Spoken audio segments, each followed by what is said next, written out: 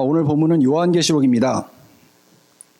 요한계시록은 참 신비하고 어려운 책입니다. 난해한 코드처럼 보이는 이미지들과 상징들이 가득합니다. 그래서 심지어 종교개혁자이자 우리 교회가 속한 교단인 장로교 신학의 토대를 세운 신학자로 평가받는 장 칼뱅은 자신은 요한계시록에 대한 주석을 쓰지 않을 거라고 말하기까지 했습니다. 자신이 풀어내기엔 너무 어려운 책이라고 보았기 때문입니다.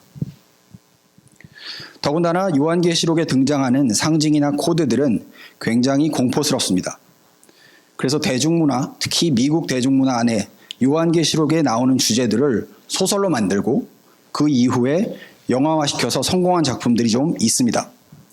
그 중에 하나가 팀 라헤이와 제리 젠킨스의 소설인 Left Behind 시리즈입니다. 아시는 분 계세요? Left Behind? 손. 별로 없구나. 네, 없어도 괜찮습니다. 뭐 다 우리 아는 내용이니까.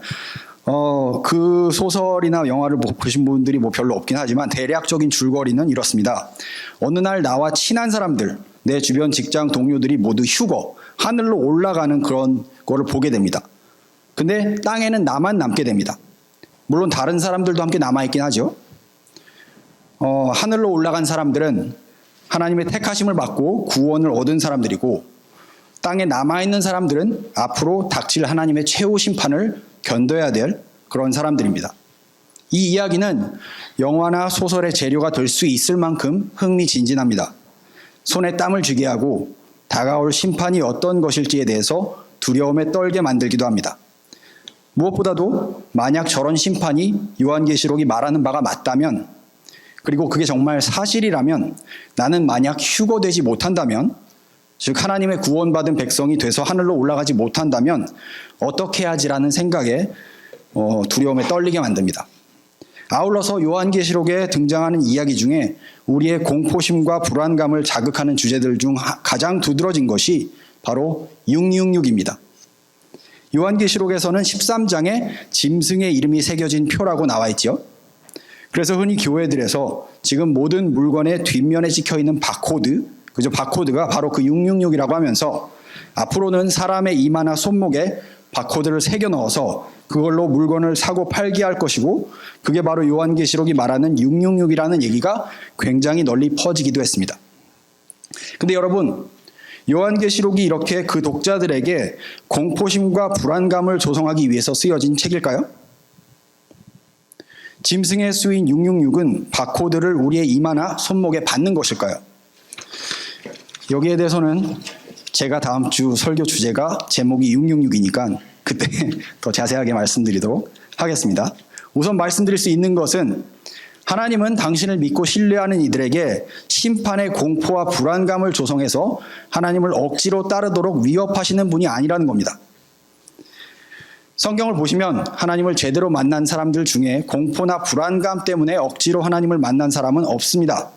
물론 우리들 중 몇몇은 처음에 하나님을 믿게 될 때 그런 잘못된 감정적 동기로 하나님을 오해하고 하나님이 무서운 분이라고 생각해서 마지못해 하나님을 따르게 되기도 합니다만, 시간이 가면서 하나님을 제대로 믿게 되면 될수록 자신 안에 있었던 그런 감정적 동기가 얼마나 하나님의 본질인 사랑과는 거리가 먼 것인지 점점 더 깨닫게 되고 하나님이 그런 분이 아니시라는 걸 알게 됩니다. 물론 그렇다고 해서 하나님이 전혀 분노하시지도 않고 심판하시지도 않는, 항상 허허 웃으시기만 하는 KFC 할아버지 같은 분이라는 말은 또 아닙니다. 하나님은 특히 사랑이 아닌 것들에 대해서 굉장히 분노하시고, 또 사랑이 아닌 것들을 끝까지 고집부리면서 추구하는 사람들을 결국 심판하십니다. 왜냐하면 사랑이 아닌 것들을 추구하는 사람들은 자신의 이익을 위해서라면 남이야 어떻게 되든 상관하지 않는 사람들이며, 자기 욕심과 욕망으로 똘똘 뭉친 나머지 다른 이들에 대한 사랑이나 배려와는 거리가 먼 삶을 살아가는 사람들이기 때문입니다. 사람을 그 존재 있는 그대로 사랑하는 대신 어떻게 하면 저 사람을 내 목적을 위해서 이용할 수 있을까를 고민하느라 평생을 허비하면서 살다 가는 이들이 바로 그런 사람들이기 때문입니다. 여러분, 하나님이 정말 사랑이시라면 히틀러 같은 인물을 심판하지 않으실 수 있을까요? 무고한 유대인들을 600만 명이나 가스실에 가둬놓고 죽인 그런 인물, 혹은 아무것도 모르는 처녀들을 데려다가 일본군의 성노예로 부려먹고도 지금도 자신들은 아무런 잘못을 하지 않았다는 그런 사람들을 심판하지 않으실 수 있을까요? 장담하건대 하나님은 그런 사람들에게 분노하지 않으실 수 없습니다. 사랑은 사랑이 아닌 것들을 거부하고 사랑이 아닌 것들을 끝끝내 추구하면서 사랑이신 하나님을 끝까지 거부하는 사람들을 심판하십니다. 하지만 한편으로 하나님은 그런 심판을 최대한 미루십니다. 디모데전서 2장 4절은 그런 하나님의 마음을 이렇게 말합니다. 하나님은 모든 사람이 구원을 받으며 진리를 아는 데 이르기를 원하시느니라. 만약 하나님이 사랑이 맞으시다면 그분은 참고 기다리시는 분이십니다. 끝까지 사랑이 아닌 길만을 고집하는 사람들이 돌이킬 때까지 기다리고 또 기다리는 분이십니다. 또 하나님은 그런 사람들에게 하나님과의 관계로 계속해서 초대하시는 분이십니다. 지난번 설교에서 얘기한 대로 하나님이 사랑이 맞다면 그분은 사람에게 자신의 길을 강요할 수 없기 때문입니다. 오직 끊임없이 하나님은 사람을 초대하시기만 할 뿐입니다. 성경에 나오는 이런 하나님의 모습을 우리가 알게 되면 될수록 우리는 그분이 얼마나 매력적이고 아름다우신 분인지, 지혜가 넘치고 온화하시면서도 불의를 참지 못하시는 분인지 깨달아갑니다. 그분이 사람을 이끄시는 방식은 항상 사랑을 통해서라는 점을 배워갑니다. 그런 면에서 Left Behind는 소설이라는 차원에서 참 창의적이고 내용이 잘 짜여진 좋은 소설이고, 좋은 소설인지 모르겠지만 일단 인기가 있었으니까요. 영화화가 돼서 성공하긴 했지만, 그렇다고 Left Behind에 나오는 내용이 하나님께서 어떤 분이신지를 보여주는 책인 요한계시록이 쓰여진 원래 의도를 잘 반영했다거나 혹은 계시록의 내용을 잘 드러내고 있는 것은 아닙니다. 666 바코드도 마찬가지고요. 다음 주에 매일 성경으로 큐티를 하시는 분들은 혹시 매일 성경에 담긴 계시록을 소개하는 짧은 글을 읽어보셨는지 모르겠네요. 읽어보신 분 계신가요? 안 읽으시는구나. 읽어보십시오. 그 매일 성경 받으신 분들 요한계시록 그 큐티 시작하기 전에 짧게 이렇게 소개하는 글이 있는데 한번 읽어보시면 도움이 될 겁니다. 백석대학교에서 설교학을 가르치고 계시는 이우재 교수님의 글인데요. 요한계시록에 대한 올바른 관점을 가지고 큐티를 해나가기 위해서 꼭 읽어보시기를 추천합니다. 자, 이제 오늘 본문에 대해서 얘기를 해보도록 하겠습니다. 오늘 본문은 고통받고 고난받는 성도들에게 하나님께서 어떻게 위로하시는지를 담고 있습니다.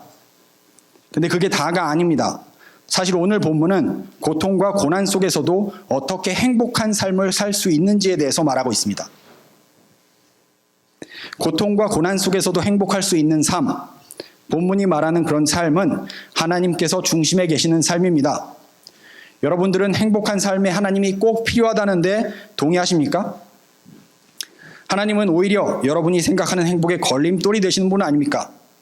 휴일이나 주일에도 마음 편하게 좀 놀고 쉬고 싶은데 교회 행사 참가해야 되고 예배 섬겨야 되고 뭔가 하려고 하면 교회가 걸리고 하나님이 걸리고, 그래서 하나님은 혹시 여러분들의 행복을 막는 분, 쉬지도 못하게 하는 분이라고 은연중에 생각하고 계시지는 않는지요? 오늘 본문은 하나님께서 계시는 것이, 하나님과 깊은 관계를 맺고 살아가는 것이 왜 우리의 삶이 행복해지는데 꼭 필요한 것인지에 대해서 말하고 있습니다. 일단 본문이 묘사하는 그림은 하나님과 사람들에 대한 것입니다. 그죠? 이 설명을 보시면 어떤 이미지가 떠오르잖아요. 그죠? 그리고 그런 묘사를 읽다 보면 자연스럽게 이미지가 떠오르는데요. 그게 어떤 이미지일까요? 그 이미지는 우리 각자에게 다른 감성이나 느낌을 전달합니다. 과거의 기억을 떠올리게 만들기도 하고, 본문이 묘사하는 이미지가 과연 무슨 뜻인지 궁금해하게 만들기도 합니다. 일단 오늘 본문이 어떤 이미지를 그려내는지에 대해서 이야기하기 전에 우리 모두가 가진 삶에 대한 이미지에 대해서 이야기해 볼까 합니다. 슬라이드 보여주시겠습니까? 네, LG 광고죠. LG 광고입니다. LG Life is Good. 이 슬라이드는 행복한 가족의 이미지를 보여줍니다. 광고는 LG에서 나온 어떤 제품에 대한 광고인데요. 아마 그 3D 입체 안경으로 볼 수 있는 TV 같은 것에 대한 광고이지 않을까 합니다. 온 가족이 함께 보시면 옹기종기 모여 앉아서 팝콘을 먹으면서 무언가를 보고 있죠. 사람들은 모두 웃고 있고 행복합니다. 할아버지 할머니서부터 아빠 엄마 아이들까지 모두 함께 모여서 즐거운 시간을 보내고 있습니다. 심지어 키우는 강아지도 3D 입체 안경을 쓰고 있죠. 뭘 보고 있습니다. 행복한 모습입니다. 다들 건강해 보이고 서로 굉장히 사랑하고 아껴주는 듯이 보입니다. 이 광고가 보여주는 이미지는 어떤 목적을 가지고 있는 걸까요? 일단 이 광고는 대다수의 사람들이 공감할 만한 행복한 삶의 모습을 그려내고자 합니다. 여러분들 대다수가 이런 모습이 행복한 모습이라는데 동의하실 거라고 생각합니다. 그렇지 않다면 LG처럼 큰 회사가 이런 이미지를 자신들의 제품을 위한 광고에 사용하지는 않겠죠? 이런 대기업의 마케팅 담당 부서에서 일하는 사람들이 얼마나 사람의 심리를 잘 파악하고 어떻게 해야 사람들로 하여금 자신들의 광고를 보고 제품을 사게 만들 수 있는지 잘 알고 있다는 사실에 대해서는 굳이 얘기하지 않아도 다들 잘 아실 겁니다. 이 광고는 이렇게 행복한 삶의 이미지를 그려내면서 사람들로 하여금 이런 게 행복한 삶이야 라고 생각하게 만들고 그런 행복한 삶의 그림에 자신들의 제품을 슬쩍 끼워 넣습니다. 그리고 이런 메시지를 전달합니다. 행복해지고 싶으세요? 우리가 파는 제품을 구입하세요. 그러면 행복해집니다. 이런 메시지는 이미지로 전달되면서 더 강력해집니다. 그 까닭은 이미 우리는 어떻게 행복한 삶인지에 대해서, 어떤 게 행복한 삶인지에 대해서 나름대로 다 이런 이미지를 우리 마음속에 가지고 있기 때문입니다. 이런 광고들은 우리가 이미 가지고 있는 행복한 삶의 그림을 통해서 우리의 공감을 얻어내고 거기에 자신들이 만든 제품을 끼워 넣어서 지금보다 더 행복해지려면 그 제품을 구입하라고 말합니다. 사실 우리들 대부분은 이미 무언가를 사는 것 그 자체로 행복을 느끼는 경우가 많습니다. 블랙 프라이데이 때 쇼핑 잘 하셨나요? 근데 우리가 구입한 그 제품이 우리를 더 행복하게 만들 수 있다면 당연히 그 제품을 구입하겠죠, 그죠? 이런 이미지는 우리의 삶에 중요한 원동력을 제공합니다. 왜냐하면 그런 행복한 삶의 이미지는 우리 안에 저렇게 살고 싶다라는 욕구가 생기게 만들기 때문입니다. 그죠? 저 그림을 보면 저렇게 살고 싶다라는 약간 욕구가 생기겠죠? 사실 LG에서 나오는 저런 광고들이 사람들에게 먹히는 까닭은 저런 광고들이 사람들 안에 있는 행복한 삶에 대한 그림을 자극해서 그들로 하여금 그런 삶을 살려면 어떻게 해야 한다라는 생각을 만들어내기 때문입니다. 그래서 그들은 돈을 더 많이 벌려고 합니다. 이리저리 뛰어다니면서 저런 행복한 삶의 그림을 실제 자기들의 삶이 되게 하려고 애를 씁니다. 사실 그게 우리가 사는 삶의 거의 전부라고 해도 과언이 아닙니다. 흔히 회자되는 이게 다 먹고 살려고 하는 짓이지라는 말에는 우리 삶에 대한 진실이 어느 정도는 담겨 있습니다. 우리가 하는 일들은 모두 먹고 사는 일과 상당히 깊은 관계를 맺고 있지요. 문제는 어떻게 먹고 사느냐입니다. 우리 모두는 나름대로 행복한 삶에 대한 그림을 가지고 있고 그 그림을 이루기 위해서 지금도 열심히 노력하면서 살고 있다는 겁니다. 전 예전에 어릴 때에는 몇 살에는 어떤 거라고, 몇 살에는 어떤 거라고, 몇 살까지는 이 정도 경제적 수준을 이룰 수 있게 열심히 노력해야지라는 그런 생각을 하면서 살았습니다. 일종의 행복에 대한 그림이죠. 물론 지금 와서 생각해보면 그런 꿈 중에서 이루어진 건 별로 없습니다. 네. 근데 그러면 여러분들 또한 스스로에게 질문해 보셨으면 좋겠습니다. 지금 나로 하여금 이렇게 열심히 살게 만드는 욕구는 도대체 왜 생기는 걸까? 그냥 남들이 그렇게 얘기하니까 열심히 사는 건가요? 부모님과 친구들이 다들 열심히 사는 게 좋다고 하니까? 아니면 여러분 안에 어떤 삶이 좋은 삶이고 행복한 삶인지에 대한 이미지가 있어서 그래서 그런 이미지를 실제로 우리 삶에서 이루고 싶어서 열심히 살아갑니까? 이렇게 물어보겠습니다. 여러분이 열심히 사는 이유가 하나님과 어떤 관련이 있습니까? 여러분이 열심히 살면서 이루려고 하는 목표는 하나님과 얼마나 관련이 있습니까? 또 이렇게 바꿔서 물어보겠습니다. 여러분이 꿈꾸고 그리는 행복한 삶의 이미지는 어떤 것입니까? 우리 안에서 우리를 움직이게 만들고 꿈꾸게 만들고 무언가를 바라게 만들고 하는 이런 행복한 삶의 이미지가 구체적으로 어떤 것인지 아는 일은 굉장히 중요합니다. 왜냐하면 우리 삶의 주된 원동력이 거기에서부터 나오기 때문입니다. 더더군다나 이런 삶의 이미지를 아는 것은 신앙에도 엄청나게 중요합니다. 왜냐하면 하나님께서는 우리에게 이런 질문을 던지시기 때문입니다. 너가 꿈꾸는 행복한 삶은 내가 있어도 되고 없어도 되는 삶이니? 그냥 너 혼자서 너만의 노력과 성취로 이룰 수 있는 삶이니? 그렇다면 너가 꿈꾸는 행복한 삶에서 너가 나를 믿는다는 말은 너에게 도대체 무슨 뜻이니? 여러분, 우리는 이 질문들에 대해서 심각하게 생각해 봐야 합니다. 오늘 본문이 우리에게 던지는 질문이 바로 이런 질문들이기 때문입니다. 하나님은 내가 꿈꾸는 행복한 삶에 있어서 반드시 있어야 되는 그런 분인가요? 아니면 그냥 내가 세워놓은 삶의 행복한 그림을 이루어 주시기 위해서 내가 기도하고 그분을 섬기면 그분은 그런 섬김에 대한 대가로 나에게 내가 원하는 것들을 이룰 수 있게 도와주시는 분이신가요?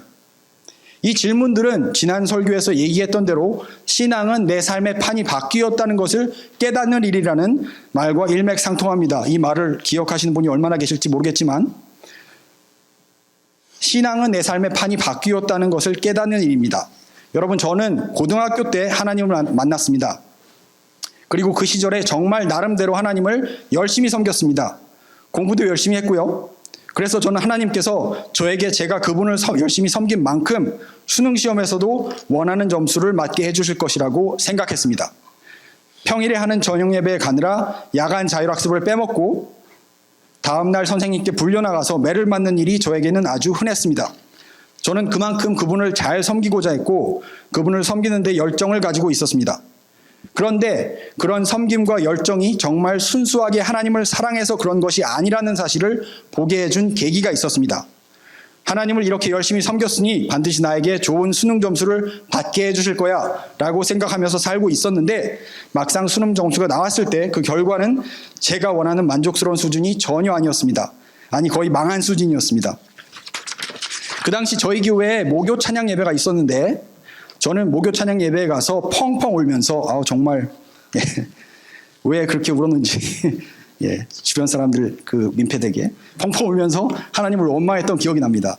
어떻게 내가 하나님 당신을 그렇게 열심히 섬겼는데 나에게 이런 수모를 주시냐 하면서 따졌던 기억이 납니다. 그 당시 저에게 하나님은 여전히 제 삶이 행복해지기 위해서 제가 그려놓은 그림이 잘 이루어질 수 있게 협조해 주셔야 하는 분이었습니다. 비록 제가 하나님을 정말 사랑하고 그분을 위해서 내 목숨까지 바칠 수 있다고 생각했었지만 나에게 하나님은 여전히 내가 짠 판에서 내 뜻대로 움직이셔야 하는 분이셨습니다. 그분이 내 뜻대로 움직이게 만들기 위해서 나는 그분을 열심히 섬겼습니다. 그분이 짠 판에서 내가 살아가는 게 아니라 내가 짠 판 안에서 그분이 내 계획대로 움직이게 하기 위해서 그분을 열심히 섬겼습니다. 그건 하나님에 대한 사랑이 아니라 나의 계획과 내가 그려놓은 행복을 위해서 하나님 그분을 이용하는 것이었습니다. 당시 하나님에 대한 저의 열정과 헌신은 정말 어느 때보다도 컸는데 그랬다는 겁니다. 그 이후에 하나님에 대한 열정과 헌신이 저절로 그분에 대한 사랑이 되는 건 아니라는 사실을 저는 깨달았습니다. 여러분, 신앙은 내 삶의 판이 바뀌었다는 뜻입니다. 그 말은 하나님은 더 이상 내가 짜놓은 계획에 따라서 나만의 행복을 위해서 제때제때 움직여주는 지니 요정이 아니란 말입니다. 인생이 내 중심으로 돌아가는 게 아니라는 말입니다. 우리가 여전히 우리의 인생을 우리가 짜놓은 판이라고 생각하고 살면 우리 뜻대로 움직여주지 않는 하나님을 원망하고 비난하면서도 여전히 우리가 그려놓은 행복한 삶에 대한 그림에 하나님을 끼워 맞추려고 합니다. 물론 그 결과는 많은 경우 하나님에 대한 지독한 오해와 실망이고 심할 경우 하나님을 떠나서 우리 스스로가 짜놓은 인생의 행복에 대한 그림에 맞게 열심히 살아가는 겁니다. 자, 그러면 여러분, 하나님이 계신 행복한 인생이란 무엇일까요? 그런 인생이 무엇인지 알려면 우리는 앞에 얘기한 그 광고 사진 띄워주실래요? 네. 이대로 계속 머물러 주시면 됩니다. 광고 사진으로. 설교 끝까지. 이 광고가 말하지 않은 것들에 대해서 생각해 봐야 됩니다.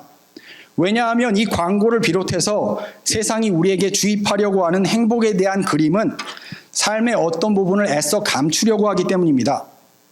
반대로 오늘 요한계시록 본문은 그 광고가 감추려는 모습을 드러냅니다. 요한계시록 본문이 드러내는데 저 광고가 감추는 것, 그게 뭘까요? 단적으로 말하면 거기에는 세 가지가 있습니다. 첫 번째는 요한계시록 본문은 삶의 고통과 고난의 현실을 드러내는 반면 저 광고는 그런 현실을 말하지 않습니다. 두 번째로 요한계시록 본문은 고통과 고난 가운데서의 행복에 대해서 말하지만 저 광고는 행복은 고통이 없는 상태라고 말합니다. 마지막으로 저 광고는 행복해지기 위해서는 더 가지라고 말하지만 요한계시록은 요한계시록 본문은 행복해지기 위해서는 고난과 고통이 흔들어 놓을 수도 빼앗아갈 수도 없는 관계 위에서 행복의 그림을 그리라고 말합니다. 말하자면 요한계시록이 말하는 삶의 행복은 고통과 고난의 부재가 아니라 고통과 고난이 우리가 행복의 토대로 삼은 것들을 빼앗아갈 때 그런 고통과 고난이 빼앗아갈 수 없는 관계에 우리의 행복의 근간을 둠으로써 힘을 내라는 것입니다.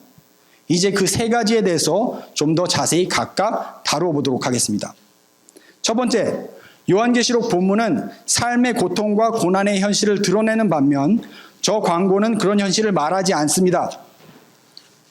오늘 본문은 아니지만 같은 계시록 7장 14절은 말합니다. 이는 큰 환난에서 나오는 자들인데, 여기서 큰 환난에서 나오는 자들은 하나님을 믿지 않는 자들이 아닙니다. 하나님을 누구보다 신실하게 믿었던 자들입니다. 그들에게 큰 고난이 닥칩니다. 여러분, 우리 인생에서 겪는 고난과 고통은 하나님이 그분의 백성들에게 내리시는 벌이 아닙니다.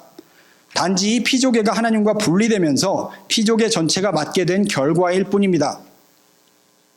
고통과 고난은 피조계가 하나님을 떠나면서 맞게 된 결과이지 하나님이 사람들에게 벌을 주시는 것이 아니라는 말입니다. 더더군다나 하나님을 믿는 우리에게는 하나님께서 벌을 내리시지 않습니다. 만약에 하나님께서 고난과 고통을 통해서 벌을 내리신다면 왜 로마서 8장이 이렇게 얘기하겠습니까? 로마서 8장 1절입니다. 그러므로 이제 그리스도 예수 안에 있는 자에게는 정죄함이 없나니, 이 말은 그리스도 예수를 믿는 자들에게는 하나님이 벌을 내리시지 않는다는 말입니다. 근데 여기서 흥미로우면서도 좀 어두운 사실은 하나님을 믿는 사람들은 종종 하나님을 믿지 않는 사람들보다 더 고통이나 고난을 많이 당하게 된다는 점입니다. 그 대표적인 예가 되는 게 바로 디모데후서 3장 12절입니다. 제가 읽겠습니다. 무릇 그리스도 예수 안에서 경건하게 살고자 하는 자는 핍박을 받으리라. 디모데후서 3장 12절은 왜 그리스도 예수 안에서 경건하게 살고자 하면 핍박이 있다고 말한 것일까요? 단적으로 말하자면 하나님을 제대로 믿으면 믿을수록 우리는 교회에서뿐만 아니라 집에서, 학교에서, 직장에서 만나는 우리의 이웃들을 더 사랑하게 되는데, 우리가 사는 세상에는 이웃을 사랑하는 것보다 자신을 사랑하는 사람들이 훨씬 더 많기 때문입니다. 그리고 그들은 우리가 이웃을 더 사랑하느라 자신들의 유익을 침해하는 것을 견디지 못하고 우리를 핍박하고 괴롭힙니다.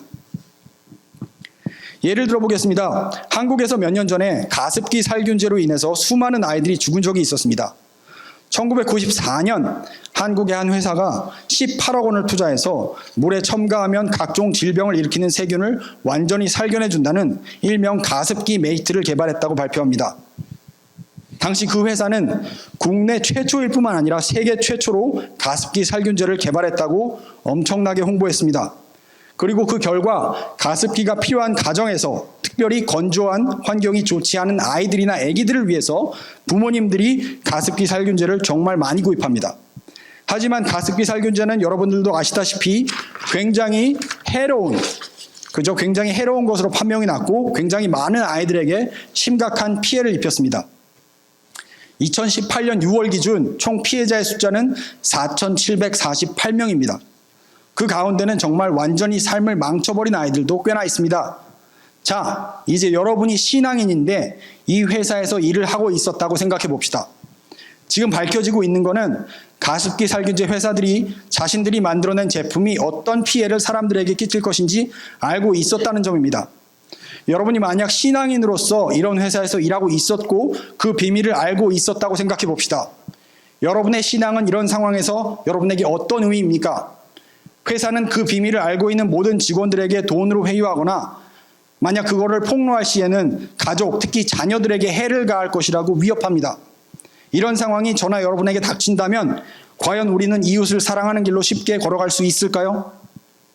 이런 일들은 너무나 많습니다. 신앙인으로서 우리가 이웃을 사랑한다는 말은 우리가 속한 직장에서 방금 가습기 살균제의 경우에서 보았듯이 돈을 사람의 생명보다 더 중요하게 여기는 길로 가고자 할 때 거기서 쫓겨나거나 위협을 당하는 한이 있더라도 사람의 생명을 중요하게 여기는 길로 가는 겁니다.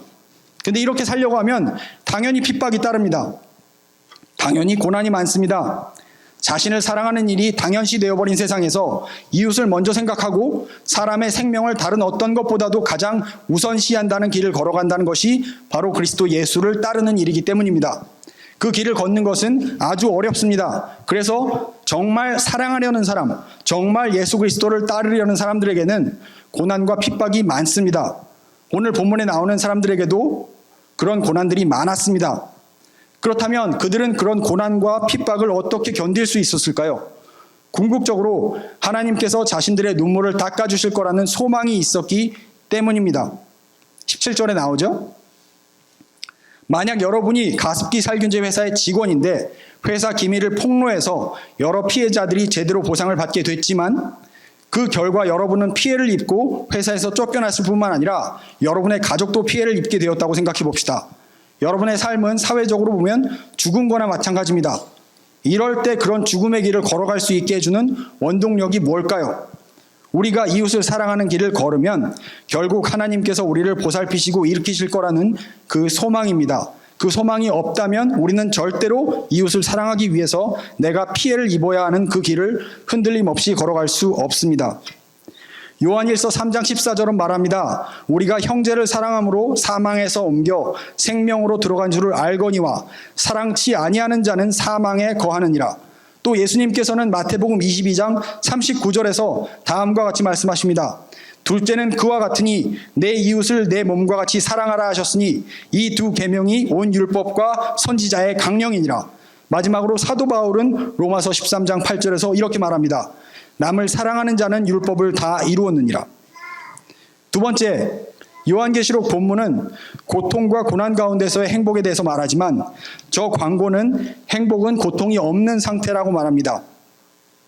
만약 저 광고가 얘기하는 대로 행복이 고통이 없는 상태라고 한다면 우리의 행복은 굉장히 불안한 것이 됩니다. 왜냐하면 누구도 자신의 삶에서 고통이 닥치지 못하게 완벽하게 막을 수 있는 사람은 하나도 없으니까요. 아무리 고통에서 피하고 도망치려고 해도 고통과 고난은 우리가 예상치 못했던 때에 우리를 찾아옵니다. 만약 여러분들의 삶의 고통과 고난이 불시에 찾아온다면 여러분들은 어떻게 하시겠습니까? 여기에 대한 답은 우리는 우리에게 찾아오는 고통을 막을 방법이 없다는 겁니다. 그런데 고통이 없는 것이 행복이라고 생각을 하고 살면 우리는 고통을 두려워하게 됩니다. 고통이나 고난이 우리 삶에 찾아오면 어떻게 해야지 하는 불안감을 가지고 살게 됩니다. 하지만 성경의 저자들은 고통이나 고난에 대해서 두려워하면서 살지 않았습니다. 오히려 고통이나 고난이 삶에서 당연한 것이라고 인정하면서 살았습니다. 그래서 사도행전 14장 22절은 이렇게 말합니다. 우리가 하나님 나라에 들어가려면 많은 환난을 겪어야 할 것이니라 하고, 성경 어디에도 바울이 고통이나 고난을 두려워했다는 얘기가 없습니다. 하지만 그럼에도 불구하고 바울은 고통과 고난 속에서 기쁨과 행복을 잃지 않았습니다.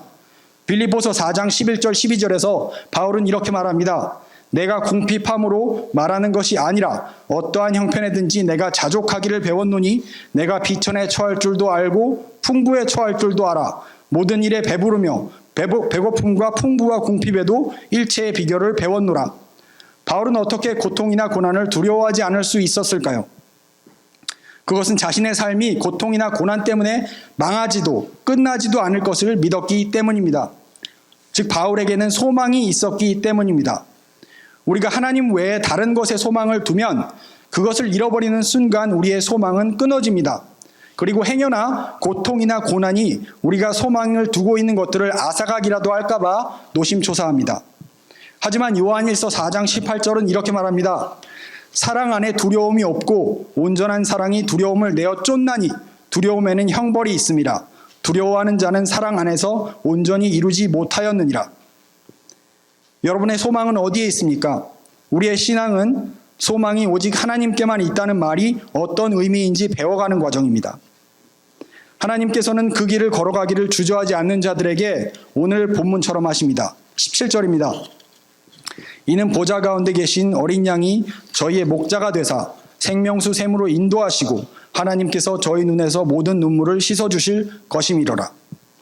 마지막으로 저 광고는 행복해지기 위해서는 더 가지라고 말합니다. 근데 요한계시록 본문은 행복해지기 위해서는 고난과 고통이 흔들어 놓을 수도 빼앗아갈 수도 없는 관계 위에서 행복의 그림을 그리라고 말합니다.